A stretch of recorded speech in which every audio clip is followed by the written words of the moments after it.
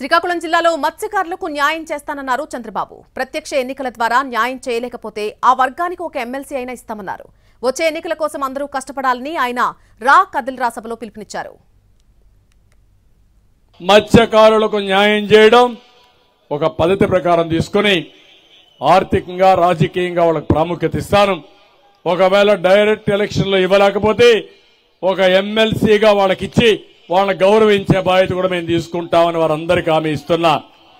ఇప్పుడు నేను అడుగుతున్నా, ఈరోజు శ్రీకాకుళంలో రా కదిలిరా సూపర్ హిట్ అయింది. ఇంకా మిగిలింది ఒకటి.